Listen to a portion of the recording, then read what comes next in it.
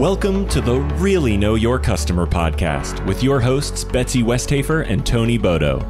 Join Betsy and Tony as they dive in with highly successful C-suite leaders who have grown successful organizations by creating a laser focus on listening to their customers and building deep customer relationships. Now, it's time to join Betsy and Tony for the Really Know Your Customer show. Hi, and welcome to the Really Know Your Customer podcast. I'm Tony Bodoh, the CEO of Tony Bodoh International, and I'm also the co-author of Profitability. And I'm Betsy Westhafer. I am the CEO of the Congruity Group and also the co-author of the best-selling book, Profitability. I'm so glad we're here today, Betsy, because we have got a phenomenal interview with Ed Vincent. He is the founder and CEO of festivalPass. He's based in Austin, Texas, and this company is phenomenal. They've gone through a challenging year with COVID, but they're focused really on the live events place. They are a marketplace online. And it's such a fascinating conversation that we have with Ed. A couple things that really stand out in my mind is how they really understand who their customer is. And they're in this B2B to C space that you and I talk about all the time, where it's almost like this triangle where you have the company serving both the businesses, vendor, they're a vendor, if you will, and they also serve the consumer at the same time. They're kind of this position between the two. And Ed has such interesting things to share with us, from financing to the fundamentals of a marketplace and so many more things. I just cannot wait to get into this interview. Yeah, I agree, Tony. That it was just an awesome education for our audience. And what I took away from it is just how much you can learn by listening to other successful entrepreneurs. He's an educator. He's been there. He's succeeded at that. And that's what I love about having the podcast, is that we find these people that are willing to share what they've learned on their journey. And, our goal of always is to make sure that our listeners gain value. And there's absolutely no doubt in my mind that this is one of those episodes where people will walk away with multiple key takeaways that will help them in their own businesses. So with that, let's just jump in. So Ed, thank you so much for being here. We're so glad to have you on the show. Great to be here. I'm looking forward to it. Yeah. Well, you are doing some really exciting stuff. And post-COVID, I think you're doing something that everybody wants a piece of. So start off by telling us a little bit about how you got into the work that you're doing and just kind of the path that led you to this point, and what's really getting you up and going in the morning, what gets you so excited about the work you're doing. Sure. So it's funny that you mentioned that it's something everybody wants a part of now, but about 9 months ago, that wasn't the case. So we have a live events marketplace. So it's an events marketplace for the live events industry. I like to say, when people ask about kind of what is the business model, it's really like Airbnb meets ClassPass. And some people know what the two are, some people don't. But I can get into some of that from an underlying business model perspective. But on the simple side, consumers come to festivalPass. They sign up for a monthly subscription. They pay a monthly fee, and they get a bunch of credits. They can then use those credits to go to thousands of live events across music and film and food and wine, tech and innovation. And the reason why it's fun is they never pay a ticketing fee, and they're always getting other membership value for being a subscriber. So I think your real question there was kind of what led up to what we're doing today and why. And there is always context, I think, to any kind of entrepreneurial journey. Part of it is I have been an entrepreneur for over 20 years. And throughout the various businesses I've had, this kind of culminated into, me being the right person at the right time to launch this business. And I could dig into a lot of that depending how deep you want me to go to. But one of my businesses along the way was an experiential marketing company, about 70-person agency, and we would bring a lot of big brands into big events. And it was when I started falling in love with big events. We had film festivals and big music concerts, and we helped launch a few film festivals, Vail, Sonoma Valley. I even owned a film festival down in the Dominican Republic, and that was a lot of fun. But fast forward, I then had a SaaS business. and most recently, prior to festivalPass for the last 5 years or so, I had a data business in the entertainment space. So we helped a lot of big television brands like A&E networks and AMC networks understand their consumer data, as well as a few other, I would say, subscription-based businesses. One was called MoviePass that was a client of mine, and I was their interim chief data officer for a little bit, but very different business models than what we have today. Yeah, and we're going to dive into that data piece because Tony and I are both very fascinated by that. So you relocated to Austin. It's so cool to have Tony in Nashville and you in Austin, thinking about the whole music piece of it. Where are things right now as far as ramping up post-COVID? Yeah, it's a huge pent-up demand, and especially in some southern states where there's a lot of outdoor environments. There's events every day, every night, and even the largest event producer, which you guys probably know who I'm talking about, in the country, they already have over twice as many events planned for 2022 than they did in 2019. So you can just imagine across the board the amount of artists and the amount of people that want to go out and tour. They've been sitting in their houses for a year, writing music, and they just want to go out and share it. That kind of leads me to something I noticed on your website as I was perusing it, the tagline, experiences that change you. I absolutely love that because there is nothing like a live event to change how people view the world. You have people talking about Woodstock and some of those key events like Live Aid and those types of things. But, Sure. Even on a smaller scale, people that go to concerts and they're like, this was amazing. And they talk about it for years to come.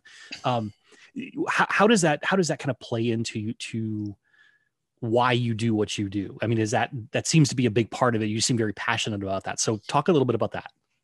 Yeah, I mean, I think it really comes back to community, right? So live events in general, they can't be repeated. So they're a thing that happens at a moment in time. And it's why I think in the old days, you'd get all those live albums that were like so important because it was the one time this band played at this one place with this specific people. And then that's true across all live events. Music tends to be something that is transformational globally. And that's what is another really cool thing about what we're building is we are building a global business that works in various countries. But the other thing is live events don't only have to be music. The same passion comes through when somebody's at their favorite college football game, or they're watching, in the way the crazy soccer fans are in Europe, or football, I should say. They're just rabid fans, and it's all about time and place and that live event. Here in Austin, the Austin FC, which is a new soccer team, depending on soccer or football, depending on what you're thinking. It's crazy. They've already sold out their season and have 20,000 people on the waiting list. But the point of it is that there is such a passion around live events and even food and wine. I mean, I think you talk about, knowing your customer, and even in the food and wine environment, I mean, there's people have epic experiences, the one time they were at South Beach Food and Wine or Aspen Food and Wine, or even, the Burger and Brew Festival in their local hometown, and they got to taste a local beer they love. So Ed, you had, when we had a chance to speak with you before, you talked about learning some of the problems and mistakes with previous models that were along the lines of what you're doing, but different.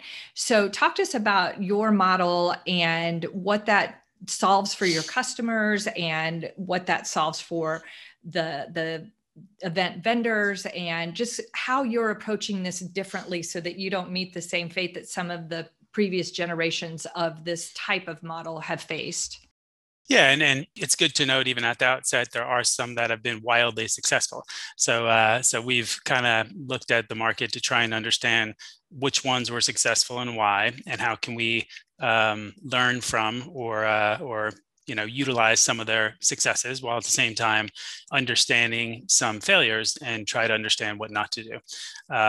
So there's a couple of things. First of all, I think the industry in general that we've chosen to participate in, not only am I super passionate about it, but it's an industry that the word ripe for change wouldn't be the right way, but its consumers for decades have had more of a transactional experience with the way they approach live events and how they get tickets and admission to it, where I think there's a huge opportunity for everybody, the ecosystem, to just build more community around that. It doesn't have to be transactional. It doesn't have to feel like you're fighting to get your ticket to be able to go to the thing you want to go to. It should be easy. It should be social. It should be frictionless, and it should be part of the experience. So the industry in general is something we're excited about. It's also a $200 billion industry globally, so it's a pretty big industry. But outside of that, is to answer your question directly, is there are things that make sense in marketplaces. And I could probably spend an hour talking about the fundamentals of a marketplace. You just cut me off when we're going too deep. But I'd like to say there's 4 fundamental concepts within a successful marketplace, and some of those other subscription-based businesses that I think you're referring to weren't truly meeting some of the fundamentals of why a marketplace works. So, for example, there's route density and global density. So companies like Uber and Lyft share in that route density kind of world. And that just means that it's local. That means if there's enough customers on one side of the marketplace locally and enough suppliers on the other side of the marketplace locally, you can have a route density marketplace successful in its own right, only in one city, only in one town, or only in one industry, if you will. Then there's the global density side, and those are more folks like the Airbnbs of the world, where people don't necessarily sit at home, go to Airbnb and use it 4 times in the month in their own hometown. It's all about building a heterogeneous inventory globally that for every piece of supply that comes onto the marketplace, it becomes more and more powerful and more unique. And that kind of spins right into the next thing, is the type of inventory. So there's heterogeneous and homogeneous inventory. In the worlds of Uber and Lyft, if you just get a car that's clean with a capable driver, that's usually all you're looking for. Of course, there's tiers and XL and black car, but those are kind of irrelevant to the model. At the end of the day, it's really the same thing. It's a safe ride. Whereas when you have things like Airbnb, that's heterogeneous. So you have, a little tree house in somebody's backyard, and you have a chateau in France. So the reality is there's certain kinds of businesses that have to apply certain fundamentals to certain kinds of product. So the Ubers and Lyfts of the world, because it's homogeneous, you saw billions of dollars get pumped in. They had to go fast. They had to build market share fast, which creates something that exists in homogeneous inventory. When you have heterogeneous inventory, the more of that supply you gather over time, the bigger your moat, the idea that you have unique inventory that only you have, that people can go to. So there's a couple others. I don't want to bore your audience with all the different fundamentals, but you ask the why. Actually, I would love to hear those next 2. I know it wasn't part of our original plan, if you will, but the reason I love these is because you're getting to the heart of what the show is about, is really knowing your customer. And this is a big piece of it. And we've never had anyone talk about this before. So I would love if you want to go into the next 2 as well. Sure. It's the volume and price of the transaction. So a successful marketplace really only exists if you have high volume, low price transactions, or you have low volume, high price transactions. So if you think about the Ubers and Lyfts of the world, you probably use it 4, 5, 6 times a month. It's relatively high volume. It might be a $5, $10, $20 ride. It's relatively low transaction. That can work. Airbnb, or I'm using these examples because they're easy to understand. But Airbnb, you might use twice a year, but you're spending $500, $800, $900 every time you're using it. So all of a sudden, it can sustain itself with one transaction a year because the marketplace is making $80, $90, $120 off of that one transaction. So if you don't have either, so if you have low volume and low price of transaction, probably not a good marketplace. If you have low volume or you know what I'm trying to say is at the end of the day. So if you have a marketplace that could exist with either the 2, great. But if it has both, even better. And that's one of the things we like about festivalPass, is going to a physical live event. It's not generally cheap, right? Tickets are $20, $50, $120, sometimes $300 or $400. So we have something that could create high volume transactions. So if you have people signing up for festivalPass in this route density marketplace of just Austin or just New York or just Nashville, I might go to 3, 4, 5 events a month that might cost 8 credits, 10 credits, 12 credits. But once a year, I might travel to Coachella, or I might go to South Beach Food and Wine, and I might spend 300 credits because I want to go to this big event. So we're lucky to have fundamentals that could exist for both of those concepts. The last is something that I truly believe in is what makes people tend to use that marketplace that they can't do elsewhere. And I remember, when I was in New York, I used to see this about 6 years ago with some models where a lot of people were using a marketplace model to get house cleaners. And the problem was that a lot of them ended up moving to a totally different business model. But the reason is once you meet your cleaner and they come once or twice, you just call your cleaner. You don't need the marketplace anymore. So in order for something to sustain and exist, it has to be more convenient. It has to be, safer, or there has to be some other reason why people will keep coming back to the marketplace rather than transacting off the marketplace. So sorry about all those details, but no, that was really fascinating. Like Tony said, this was educational for us as well, because we've not had that conversation before. We talk about the experience, and I know I'm not unique in saying that buying tickets online can be a not fun experience, particularly when the tickets are X amount and the bottom line when you're checking out is a whole lot more than that, because there are all these additional fees and all of that.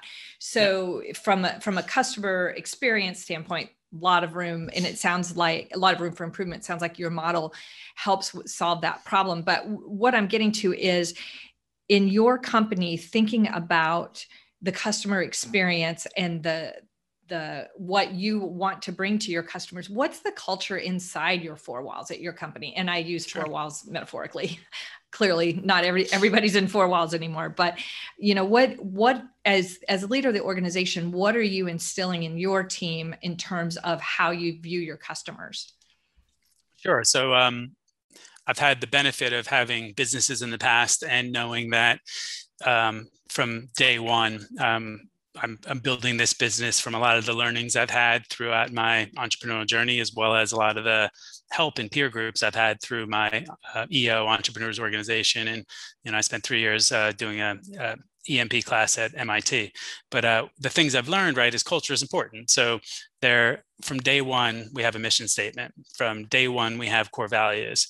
And I've learned that core values, you can't have too many. And the ones you have, you must actually use as filters to the business. So the way that culturally that we kind of instill those is, we have a weekly all hands call, and we are remote. So we have, dozens of people that all sign into this call, and we go through a pretty tight agenda. But prior to even beginning the business part of the agenda, I usually do a centering technique where I start it sometimes, and then over time I call on people to actually bring people together. Could be a breathing exercise, could be a visualization exercise, 30 seconds to 60 seconds to bring everybody back to a centered place before we begin. And it's at first everybody thinks you're weird until they're like, wow, actually that was helpful.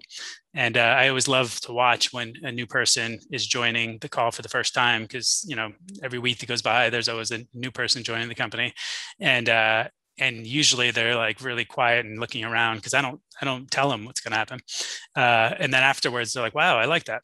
But that proceeds with somebody reading the mission, somebody reading through the core values.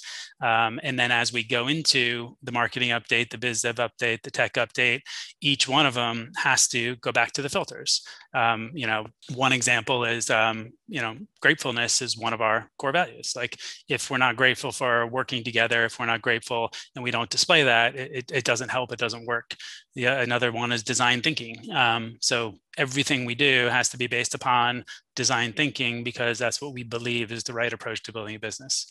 But anyway, we go through that, and then usually at the end, everybody has to give a closing word, an emotion, a feeling. Am I excited? Am I frustrated? Am I happy? whatever it is. And I always love by the end of the meeting, everybody seems to rally around kind of one path, and it's great. So culturally, I think that's your question.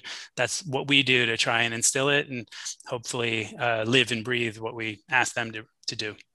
That's awesome. I love that. We do something similar, but not quite as well as what you do. So I'm taking copious notes on how to even enhance that, because, it's so easy when you've been around as long as Tony and I have. You see companies that spend so much time and so much money on mission vision exercises only to be put on a shelf. I mean, it happens so often. It's crazy. So having that front and center every week, I think is such a great idea. Yeah, I love that. It reminds me of one of the other episodes we did a few months ago. John Boggs, he's a CEO of a personal development company, and it was almost word for word, like you guys may have been reading the same book or followed the same mentor in that, which is fascinating to hear. But I'm hearing this more and more with companies, with startups and that, and I think that's a big reason you see companies that are successful, because they get those core values, they get the culture right, and they live it.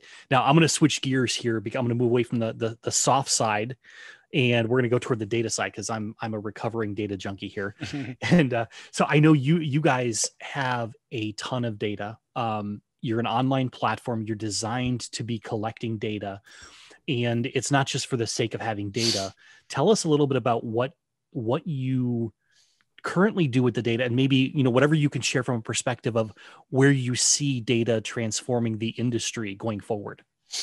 Sure. So there's a couple pieces to it, right? So one is the general consumer data that enhances the experience. So as members join, we're able to, as we onboard them, there's the self-reported data. There's what kind of music, do you like music, film, food and wine? Tell us a little more about what you like. Two, there's the demographic and psychographic data that can be acquired, if you will. We live in a world where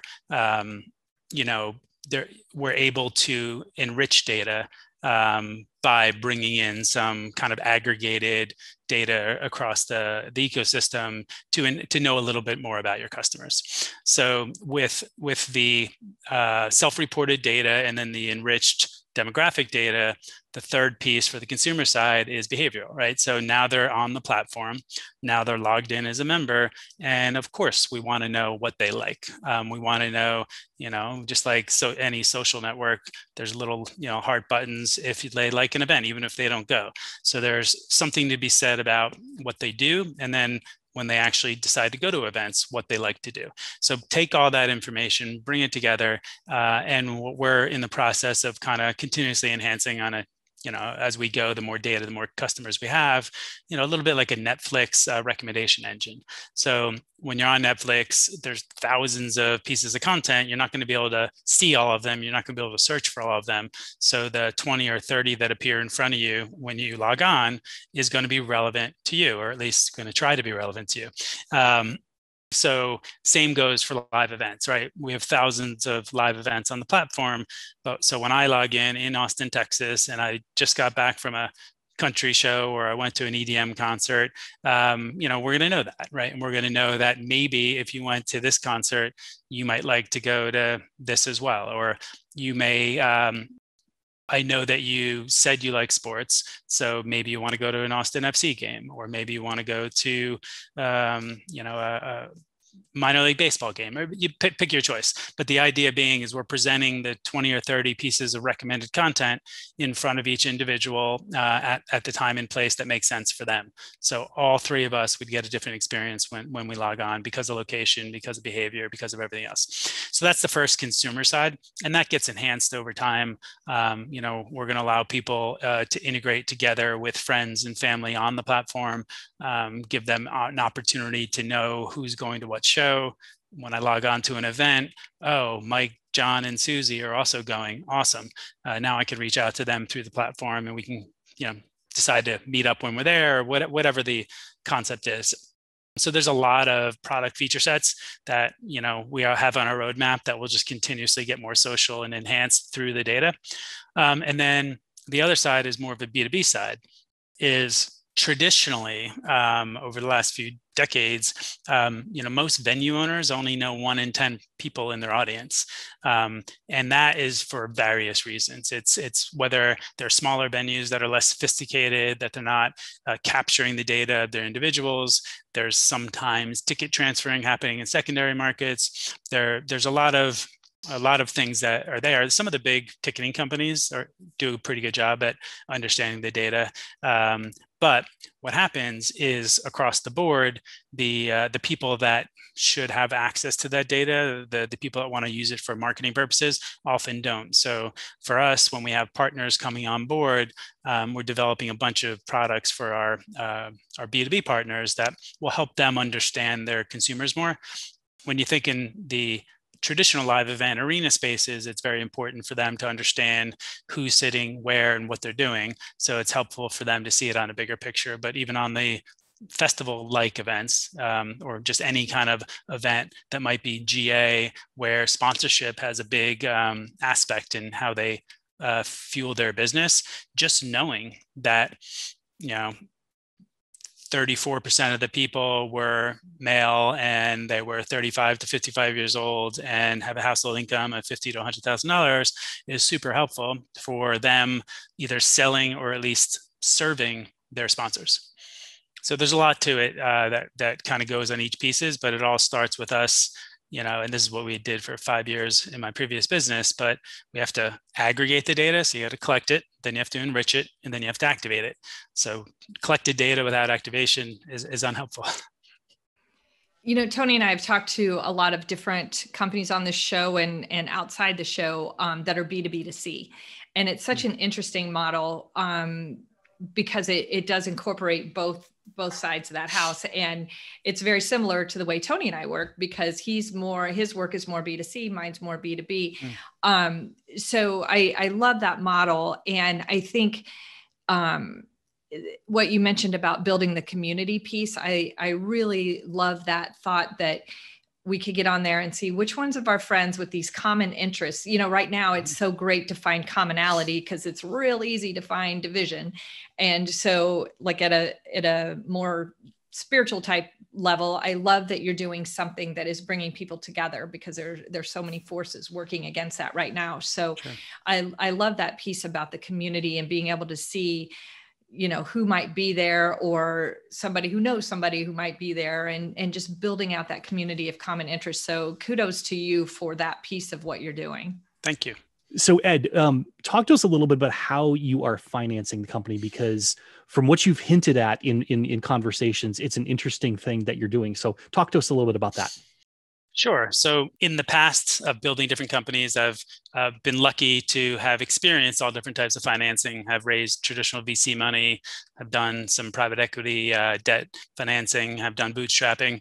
And in the process of thinking through all of it, I kind of set out to build a dream where the financing of the company is almost as fun as building the company, meaning that I want to build a $100 million revenue company without taking traditional venture capital.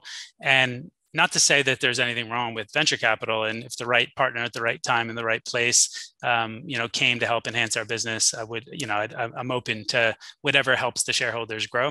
But I think it's an interesting path that happens in today's world where there's access to capital that isn't traditional. And what I mean by that is we have a kind of a three-pronged approach to it. So something that didn't exist 5 years ago is the crowdfunding. So there's an interesting piece about crowdfunding this year that didn't exist before either. So today with the Reg CF, you can raise up to $5 million per year through the Reg CF. It's a new law that came into effect last March. And what's interesting about that from a company like mine is it democratizes the ability for Main Street investors to participate in something that could be, what I think is the next Airbnb or something of that nature. So we look at it as letting our members be investors and letting investors be members, and build that as part of the democratization of it. So they don't have to wait till we go public to actually be part of something early. So, but what I'm not doing is fully relying on crowdfunding as a source of financing. I believe I've been an entrepreneur for many years, so I truly believe in peer help. In the the organization I'm part of, that's EO, there's 14,000 entrepreneurs globally. But there's a bunch of entrepreneurs, some that are in that organization, but others that are just, friends that have all participated in helping us with this business. So we've been lucky enough to have, a professional athlete has invested. We have there was if you know, you're a data guy, a guy who founded Crux that sold to Salesforce, which became Salesforce Marketing Cloud. Tom Chavez, he's invested. The founder of HomeAway, guy named Brian Sharples, he's invested. The CEO of Alamo Drafthouse, which is a movie theater chain, that's really cool. She's invested. So then there's many more. So we've about 20 or 30 really great entrepreneurs that have invested into the company. So when I look at this three-prong approach, it's strategic people that can help you, and that's been great. It's the crowdfunding that lets and democratizes the ability for people to participate. And then the third piece, this didn't exist 5 years ago either, is there's a lot of low-cost debt out there. And especially with the world of direct-to-consumer companies, there's a couple dozen companies out there now that have hundreds of millions, if not billions of dollars, that will fund the growth marketing. So they'll put up some money for any kind of paid media. Call it paid social media on Facebook, Instagram, Google, whatever it is. And in the old traditional venture capital space, the whole idea was, okay, you get some angels and you get to the VC world and you're going to do a Series A. The Series A only happens once you've already figured the model out. And the way they used to call it is, let's put gas in the tank. So now you can go use that money to go spend it on marketing in order to fuel the model. But it's not necessary anymore because there's plenty of people willing to give low-cost debt to fuel the tank. And low-cost debt, while sometimes debt is a scary word for people, when you do it on a revenue-based concept, you can't get out ahead of yourself, because if somebody lends you $100,000 and you spend it and you get $400,000 back in revenue, it's a win-win for everybody. And the ability to just cycle through that constant spend, you don't have to put $20 million in the bank and then spend 10 of it on marketing over the next 2 years and take dilution from that 20 million. You can just constantly roll over some of the debt and fuel unlimited growth without diluting the company. And then that all goes back to why the strategic investors want to be part of it, because they don't want to be diluted over time, and why the crowdfund people that come in early actually get a chance to really build value rather than being diluted, 10 times by a lot of institutional money. So that's a long-winded way to talk about it, but I just wanted to share it's kind of a different, unique approach, and we're excited about it. I love everything about that because it just shows the creativity of a true entrepreneur. I just think that's so fun and so gracious of you to share that knowledge that you've gained over the years in your journey, to share that with our audience, because, I think sometimes entrepreneurs get hung up on the traditional in the box kind of thinking. So thank you for sharing that. I think that's awesome. Of course. I'm thinking everything from what we just did, the financing, to the structuring of a marketplace, to how your customers. We covered a lot of ground here. So I would ask, what do you see is on the radar over the next few years for festivalPass? What is it that you're really looking forward to getting into? Sure. So I'm just looking to kind of probably get 6 months out where the world is kind of getting back to normalization. All these events are happening. People are understanding that the model we have not only is a better way for consumers, but also is something that's a net positive to the ecosystem, so that more and more people want to list on our marketplace and they want to be a part of it. So that I'm just super excited to just get there, because with scale, all the other fun things that we want to do, it gets easier. So the really fun benefits we want to give to our members, the access to do things that are fun and unique, the ability to give people that add more to our ecosystem more value, meaning that that's another data thing, but we have a way to, the longer the lifetime value of a consumer continues to grow based upon their contribution to the platform, they will then pay less for going to events. So it becomes this kind of overall cycle. But then really personally, I'm just excited to get it sustained here in the US, and then go country by country and open it in Germany, then open it in the UK, then open it in Australia. So Ed, Tony and I have been around for a while. We've got a pretty wide net. We've got a big audience that we love. What is what is something that perhaps our network can do to help support your efforts? Sure. So one is just going to sign up for festivalPass, which is you go to festivalpass.com. You can sign up for a free account. You don't have to commit to paying a monthly fee yet. But once you sign up, you're part of the ecosystem, so that when you actually see some events you want to go to, you can then choose to sign up for the monthly subscription after that. If people are interested in that financing model, there's the 1/3 of it is the crowd side. So if people are excited by that, they can go to invest.festivalpass.com and learn about it. Other than that, just get out and go to live events. Just be part of the ecosystem. And now that we're hopefully post-COVID, that most people are vaccinated and we can get out and have some fun. Awesome. Ed, one of the things that we really like to do on our show is to shine a spotlight on organizations that are doing great in the world. That's just a passion that Tony and I have. So is there any organization or charitable organization that you're involved with that you'd like to give a shout out to, and that we can put a link to in our show notes just to give more exposure to them and the work they're doing? Sure. Well, just in terms of me personally, about 17 years ago now, I founded something called the Kate Shea Foundation, which helps raise money for leukemia and cancer research. And that really just started, a friend from high school had passed away at about 25 years old. And it was really a way to bring the community together. But for the last, 17 years in New Jersey, we hold a 5K running race and brings at least 1,000 or more people to the community to actually be part of it. And we've raised hundreds of thousands of dollars over the years to donate back to Mount Sinai and Fred Hutchinson's and a lot of great causes.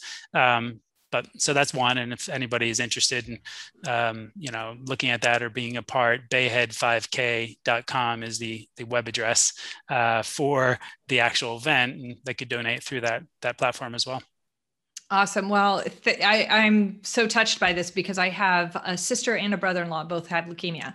So thank you for the work that you're doing on that. Yeah, my dad is recovered from leukemia as well, in remission right now. So amazing. Yeah, thank you. All right. Well, Ed, thank you so much for being here. This has been a phenomenal interview. I'm just really excited about what you're doing. And I just think the timing for what you're doing now is really getting exciting as we emerge. And so thank you so much. I know you're a busy guy. Thank you so much for spending your time with us today. Of course. Thank you, guys. I appreciate it. Thanks, Ed. Take care. Betsy, I absolutely love this interview. I think I say that about every episode. This one to me just stands out though as above and beyond. We got off script, but I'm so glad we did, because the things we covered, I mean, the fundamentals of a marketplace, that is huge. I know there are people out there that's like an MBA in a box. It's like, you got to be aware of these things, but it shows how you have to really know your customer to understand these fundamentals. Do you have these in place if you're running a marketplace type business? And more businesses, frankly, are moving toward this marketplace environment. Yeah. What it did for me is it's one of those, you don't know what you don't know. And so the way he approached that from such an analytical standpoint of knowing your customer, knowing your market, and bucketing it into these ways, I had never heard a marketplace described that way. It was so educational. And as I said in the interview, it was so gracious of him to share that knowledge. He was very generous with his knowledge, which we appreciate on the show. But yeah, and just the successful creative entrepreneur thing, of course, we both gravitate toward. I just thought it was a really great conversation, and it's fun. He's got a fun business, and I think especially right now when he was talking about the pent up demand, we're all ready for this. So Absolutely. Very excited to have had him on the show. Yeah, the everything we talked about, from the core values to how he knows his customer, the way he uses data, the financing models. I mean, this truly is a standout show in my mind for companies that are in that scaling positioning right now, that they know their model, they're working that model, but they're ready to really just explode. It was a phenomenal conversation for me. Yeah, agreed. And being in that place where at Congruity Group and at Tony Bodoh International, we're in that scaling mode. It's so educational for us, and I'm sure our listeners will feel the same way. So with that, we'll call it a wrap. Thank you, Tony. It's always a pleasure doing this show with you. And to our listeners, thank you again for being here. Please subscribe, hit the notification button so you know when we have a new episode on YouTube or your favorite podcast platform. And we'll see you next time on the Really Know Your Customer podcast. Thanks for joining us for this episode of Really Know Your Customer. We hope you gained a lot of value from being here today. If you want to learn more about the work Betsy and Tony do to help their clients thrive, visit Betsy at thecongruitygroup.com and Tony at tonybodoh.com. See you next time on the Really Know Your Customer show.